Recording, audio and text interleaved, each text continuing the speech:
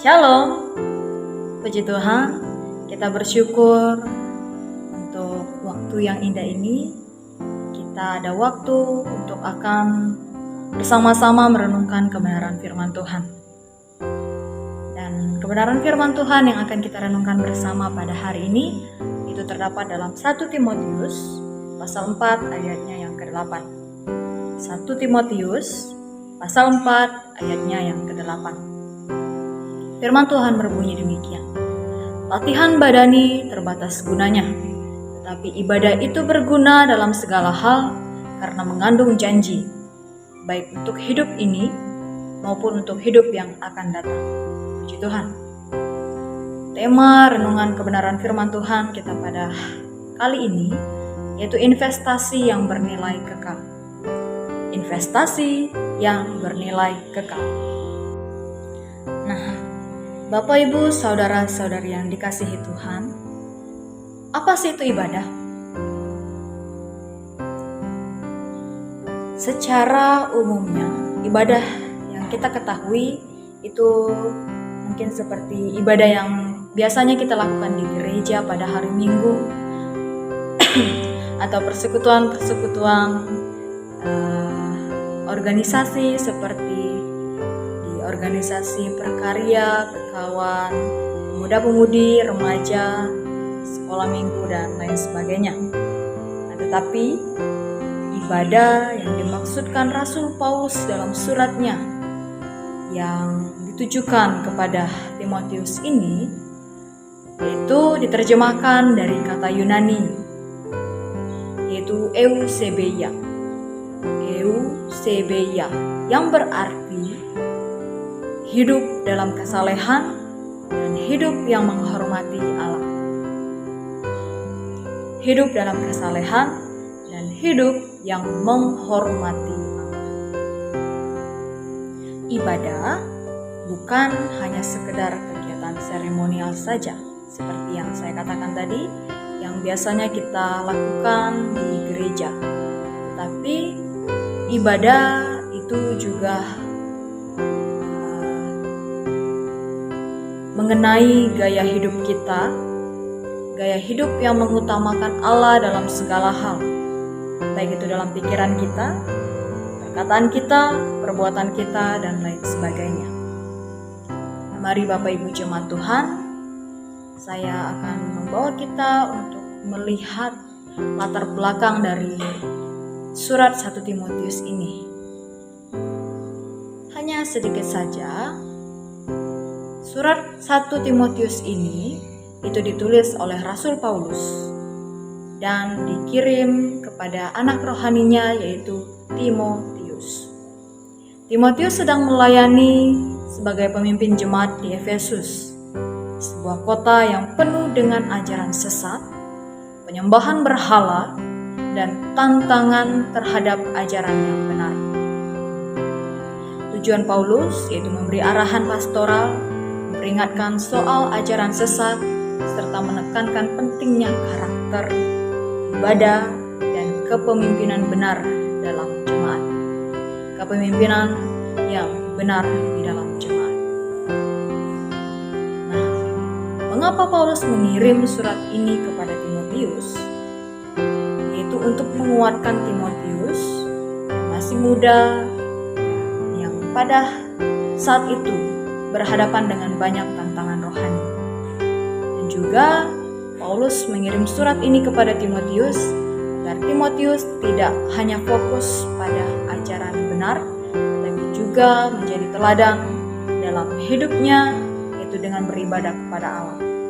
Dan juga Paulus ingin Timotius tahu bahwa hidup dalam kesalehan itu lebih penting dari sekedar tampil luar atau kesuksesan beliau. Jadi Bapak Ibu, saudara-saudari yang dikasihi Tuhan, kita melihat dunia hari ini itu sangat menekankan tentang kebugaran jasmani, seperti fitness dan lain sebagainya. Orang-orang berlomba menjaga bentuk tubuh, berdiet dan berolahraga dan lain sebagainya. Itu semua memang baik, tetapi pertanyaannya, seberapa seriuskah kita melatih manusia batiniah kita? Apakah kita sadar bahwa latihan rohani, yaitu ibadah, adalah investasi untuk hidup kita, baik untuk saat ini maupun untuk masa yang akan datang? Nah, mengapa kita harus melatih diri kita untuk beribadah? Mengapa kita harus melatih diri kita untuk beribadah? Yang pertama, latihan badani itu terbatas. Terdapat dalam ayat firman Tuhan yang menjadi landasan kebenaran firman Tuhan yang kita renungkan pada hari ini. Di situ terdapat pernyataan yaitu latihan badani itu terbatas gunanya. Paulus tidak menentang olahraga. Ia hanya menekankan bahwa manfaatnya itu sementara. Manfaatnya itu terbatas gunanya. Tubuh kita akan menua dan mati, tetapi jiwa kita itu akan kekal. Jadi, jangan hanya melatih tubuh, tetapi latih jugalah karakter, kasih, iman, dan kerohanian kita. Dan yang kedua, mengapa kita harus melatih diri kita untuk beribadah? Yaitu karena ibadah itu berguna dalam segala hal. Di sini terdapat juga dalam ayat firman Tuhan yang menjadi landasan kebenaran firman Tuhan yang kita renungkan pada hari ini. Di dalam ayat tersebut terdapat pernyataan yaitu tetapi ibadah itu berguna dalam segala hal. Ibadah menyentuh semua aspek kehidupan. Seperti cara kita berpikir, cara kita berbicara, dan cara kita bertindak. Ibadah yang sejati itu menjadikan kita pribadi yang berkenan kepada Allah dan berguna bagi sesama. Jadi, latihlah diri kita dalam berdoa, baca firman Tuhan, melayani, dan hidup dalam kasih setiap harinya. Dan yang ketiga, mengapa kita harus melatih diri kita untuk beribadah? Yaitu karena ibadah mengandung janji kekal. Terdapat juga pernyataan ini di dalam ayat firman Tuhan yang menjadi landasan renungan kebenaran firman Tuhan kita pada hari ini, yaitu karena mengandung janji baik untuk hidup ini maupun untuk hidup yang akan datang. Hidup dalam ibadah itu mendatangkan damai, mendatangkan pengharapan dan arah hidup yang jelas. Di masa depan, ibadah akan menghasilkan mahkota kehidupan dan kehidupan kekal bersama Kristus. Jadi, setiap ketaatan kecil kita pada hari ini itu merupakan investasi untuk kemuliaan kekal. Merupakan investasi yang dimana kita akan menuainya di kehidupan yang akan datang dan itu bersifat kekal. Bapak Ibu, saudara-saudari yang dikasihi Tuhan, saya memiliki sebuah ilustrasi. Mari kita bayangkan ada dua orang sahabat. Yang satu bernama Andi dan yang satunya bernama Budi. Andi ini sangat disiplin dalam hal fisik. Dia akan selalu pergi nge-gym dan akan selalu makan makanan yang sehat dan tidur yang cukup. Tubuhnya bugar dan atletis. Sedangkan Budi, dia sebaliknya, dia tidak terlalu fokus pada tubuhnya, tetapi setiap harinya dia selalu meluangkan waktu untuk berdoa, membaca firman Tuhan, melakukan saat teduh pribadi, yang dimana itu pastinya akan terarah dan terfokus dan terkoneksi dengan Tuhan. Dan juga dia melayani orang lain dan hidupnya penuh damai dan kasih. Pada suatu hari, mereka bersama-sama diperhadapkan atau menghadapi sebuah masalah, yang dimana masalah itu merupakan masa yang sulit bagi mereka, yaitu kehilangan pekerjaan dan tekanan keluarga.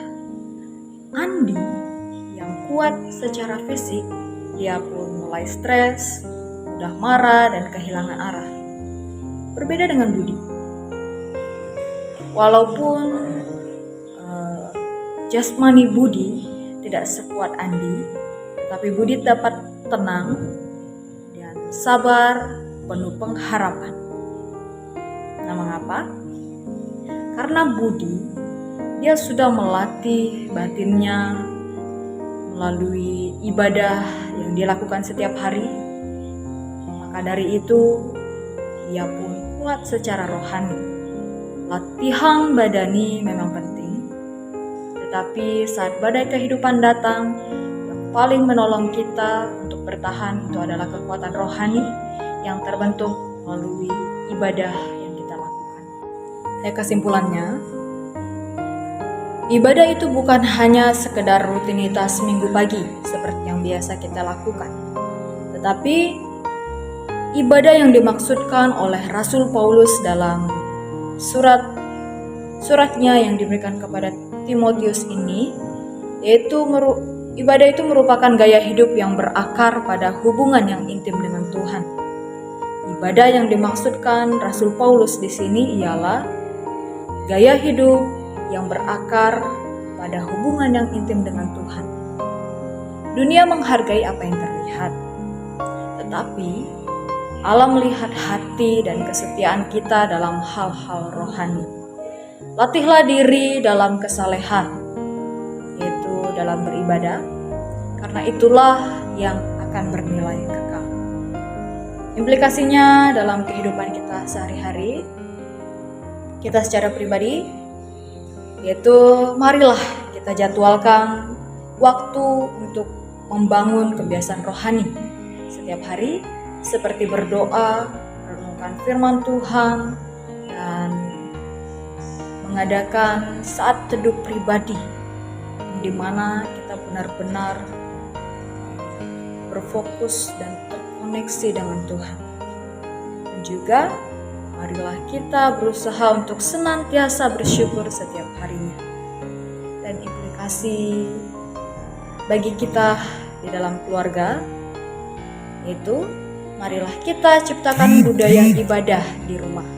Berdoa bersama-sama, membaca Alkitab bersama-sama, berdiskusi dan sharing-sharing tentang kebaikan Tuhan dalam kehidupan kita, atau di mana sharing yang kita lakukan itu dapat membangun iman kita agar dapat menjadi lebih kuat.